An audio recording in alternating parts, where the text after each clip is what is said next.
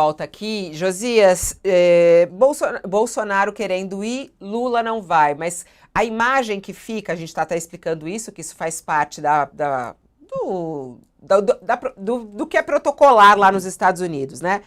O protocolar é não chamar os presidentes, né? E sim os embaixadores locais que vão para essa cerimônia. Mas o que vai ficar a imagem, caso Bolsonaro vá e Lula não vai, que Bolsonaro é mais próximo do presidente americano.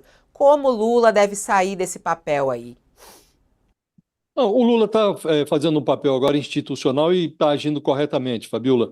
Ele errou na véspera da eleição, quando declarou a sua simpatia, o seu apoio pela Kamala Harris.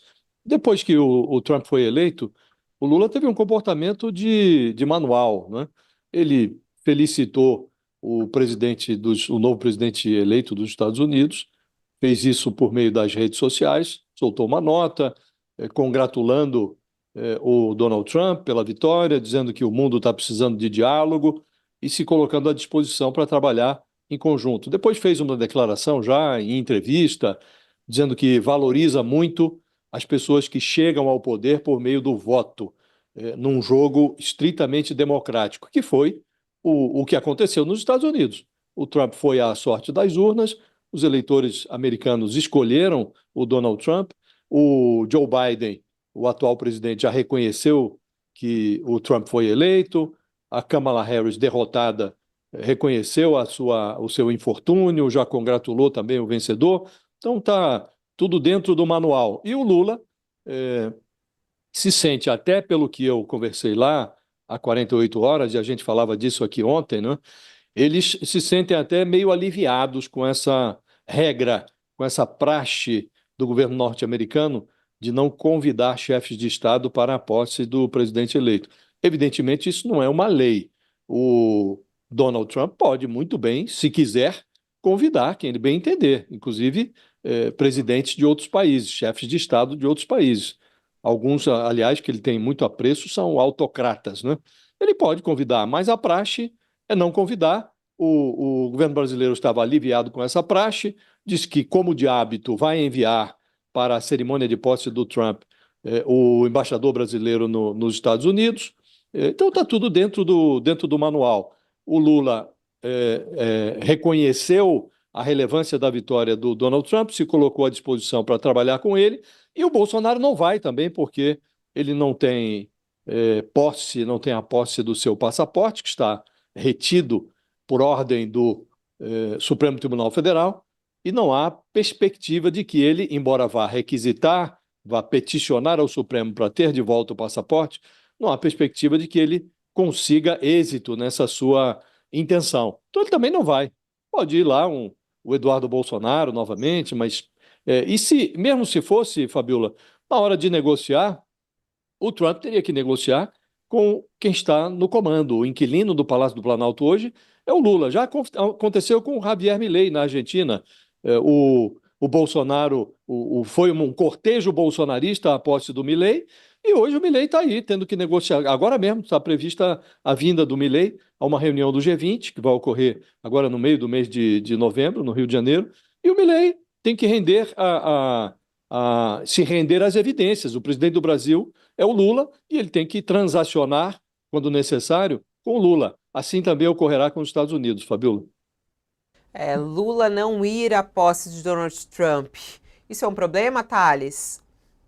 Não, problema nenhum. Aliás, na verdade, o Bolsonaro está querendo, os bolsonaristas estão querendo transformar isso num caos, né? Não tem nada a ver. É como você disse, como Josias disse, como a Raquel disse, não é praxe um presidente e os presidentes serem convidados para a posse. O Bolsonaro ou o Eduardo podem ser convidados, a personalidades que podem ser convidadas sem problema algum.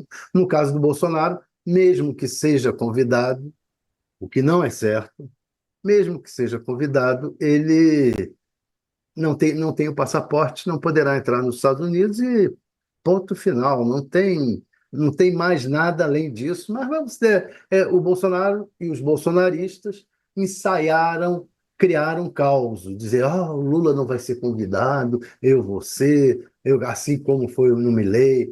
O Milei, o Bolsonaro esteve lá e, aliás, o Milei é um caso interessante porque o que a diplomacia brasileira espera é que o relacionamento com o Trump, apesar de todas as dificuldades pessoais que existam entre o Lula e o Trump, apesar disso tudo, o relacionamento seja semelhante ao relacionamento com o Milei, que é um relacionamento em que nenhum não morre de amores pelo outro, mas precisam conviver. Há relações comerciais que são fundamentais para os dois países. Então, não vai ser, ainda mais que o Trump está com um plano de voltar-se para a América Latina para tentar ter negócios mais próximos do que atualmente tem com a Ásia, lá, que são mais distantes,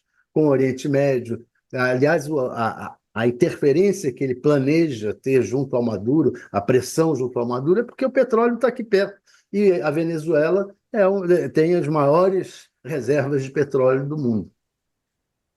É isso, simples assim. É isso, Thales.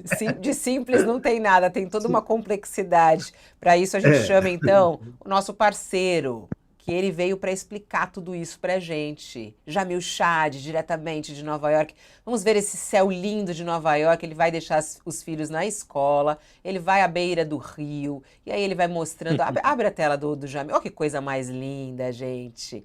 É demais, Então, hein? vou Bom passear. dia, Jamil. Bom dia, mais um dia de céu azul aqui em Nova York. Uau! Mas qualquer dia a gente vai fazer esse programa lá no Harlem, lá em Uau! Bronx, tá? Lindo isso. Para ter uma outra visão Sim.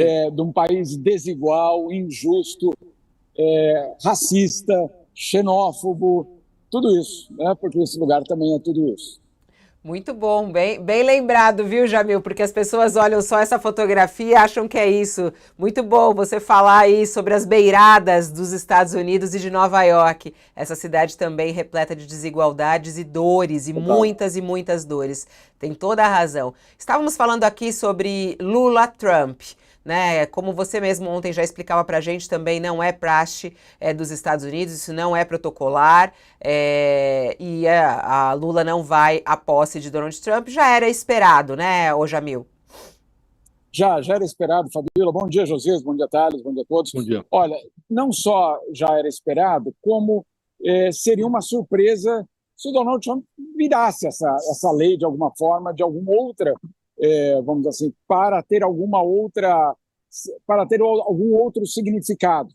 Né? Vamos lembrar, não é a primeira posse de Donald Trump. Ele já teve uma posse, e nessa posse ele tampouco convidou líderes estrangeiros. Então, seria uma surpresa para muita gente aqui se ele modificasse esse protocolo. Agora, o que tem acontecido, e isso sim a gente precisa ficar de olho, é uma tentativa, e aí eu acho correta da parte do Itamaraty, de ocupar o espaço, de ocupar justamente os canais de diálogo com o Partido Republicano, de se colocar, como o Josias falou, se colocar para o jogo. É esse o presidente eleito americano? Muito bem, vamos dialogar, ou vamos tentar, vamos nos colocar à disposição para dialogar. Não quer dizer que o Trump vai topar, mas da parte do Brasil, essa é a disposição. Para quê? Justamente para tentar desmontar a narrativa bolsonarista de que não, olha só, somos nós os interlocutores do Brasil nos Estados Unidos. Não são. Né? Pelo menos nesse momento, não é verdade. Né? Não tem esse papel. Eu tenho escutado, Fabíola, inclusive aqui nos Estados Unidos, que sim, existe uma delegação de parlamentares brasileiros. Essa delegação planeja vir para os Estados Unidos para o dia 20 de janeiro. Tem gente dizendo aí que essa delegação pode ter até 30 pessoas, inclusive vereadores, né, de algumas cidades do Brasil. Enfim, tem toda essa movimentação. Tudo bem. Aí eu concordo com o Thales, faz parte do jogo. Agora, não muda, nesse momento, qual é o tipo de relação que o Brasil tem. Pode mudar? Pode mudar.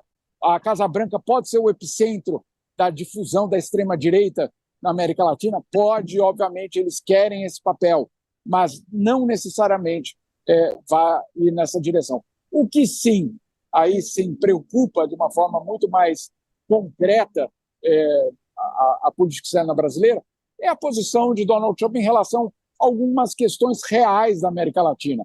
Uma delas é a Venezuela. Jamil,